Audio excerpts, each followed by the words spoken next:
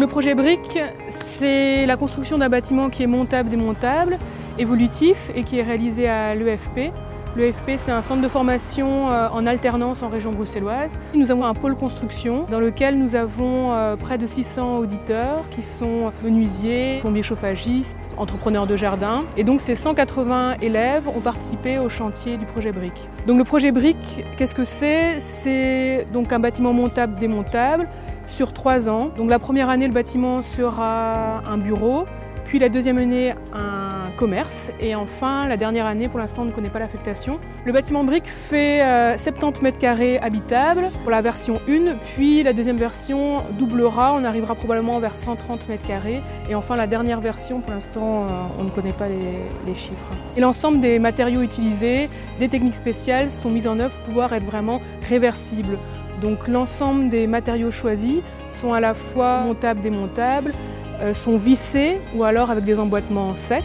Et donc on n'utilise aucune colle ni aucun scotch particulier pour faire la construction.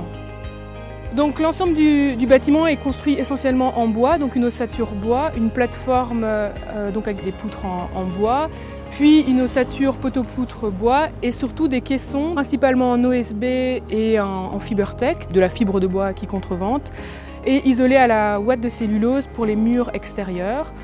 Tout ce qui concerne l'isolation de la dalle de sol, là c'est de la fibre de bois et du liège. Donc l'ensemble des matériaux utilisés sont des matériaux biosourcés. La première installation de chantier sont les fondations du bâtiment. Donc pour cela, on a tout d'abord fait une étude de sol et donc nous avons découvert que nous étions dans un milieu très meuble et donc nous avons trouvé des vis de fondation qui sont montables, démontables. Ce sont des vis qui font 1,20 m de long avec une pale à l'extrémité et donc c'est installé de manière très simple avec une petite machine qui fore dans la terre. L'ensemble des matériaux installés dans le bâtiment seront réutilisés 3 fois. Donc il faut imaginer le premier bâtiment vraiment comme une banque de données, c'est quelque chose de vraiment très important. L'ensemble des matériaux utilisés sont en lien avec un passeport matériaux et donc ce passeport matériaux permet de nous faire la traçabilité des matériaux réutilisés une 2e fois puis une 3e fois.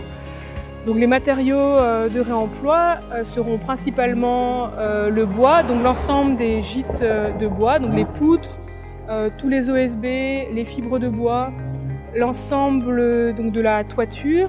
Nous n'avons pas utilisé des tuiles de réemploi, mais plutôt de la tôle, puisqu'elle était beaucoup plus légère et donc ça nous permettait d'assurer vraiment la stabilité du bâtiment en utilisant de la tôle. Tous les matériaux isolants seront réutilisés. Donc la majeure partie du bâtiment est isolée à la ouate de cellulose qui est neuve et donc cette ouate de cellulose a été pulsée une première fois, elle sera aspirée puis réutilisée 2 fois. En termes de finition intérieure et de revêtement de sol, là nous utilisons un parquet qui est rainuré languette, donc qui n'est pas collé, donc un panneau acoustique et ensuite un parquet qui seront réemployés. Nous avons une surface qui est couverte avec du cèdre de réemploi. C'est un matériau qui était déjà utilisé pour un précédent bâtiment, donc on a démonté ce cèdre de réemploi. On a essayé de s'assurer vraiment que les châssis soient toujours performants, malgré que ce soit du réemploi, donc on a veillé à surtout changer les vitrages pour maintenir la performance du bâtiment. Tout ce qui concerne les techniques spéciales, donc les panneaux solaires photovoltaïques, nous avons installé 12 panneaux qui sont issus d'un surplus de chantier. L'onduleur également est issu d'un surplus de chantier. La pompe à chaleur RR, elle ici a été dimensionnée pour permettre l'évolutivité du bâtiment. Et puis enfin pour pouvoir diffuser l'air, on utilise des gaines de ventilation qui sont micro-perforées, qui elles sont emboîtées et clipsées et pas soudées. Et enfin, en ce qui concerne tout ce qui est électrotechnique, l'électricité est gérée avec de la domotique et donc aussi qui permet le montable et le démontable de l'ensemble de tout ce qui est le réseau électrique. Concernant les panneaux de revêtement de façade, on utilise un revêtement qui est une association de basalte coulé et de restes de laine de roche.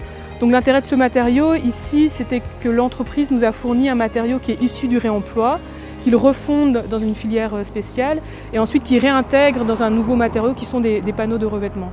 Et donc ça c'est vraiment très intéressant puisqu'on utilise une matière qui est considérée comme un déchet pour en faire un nouveau produit et donc on gagne en valeur ajoutée. On a aussi une toute petite partie des matériaux qui ne seront pas réutilisés. Pour l'instant on n'a pas de solution pour tout ce qui concerne l'étanchéité à l'air, tous les tapes d'étanchéité à l'air, tout ce qui concerne l'EPDM, l'étanchéité à l'air pour la toiture.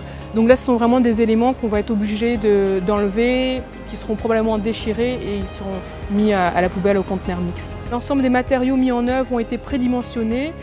Donc cela nous a permis, en termes de gestion de chantier, de limiter les flux sur la zone de chantier. Nous avons très peu de déchets, donc on a un conteneur évidemment où on trie nos déchets, mais il est vraiment très faible. En parallèle, il faut quand même gérer toute une série de matériaux. Les matériaux de réemploi, j'ai envie de dire qu'on les glane au fur et à mesure du projet, et donc il faut trouver des lieux pour les stocker.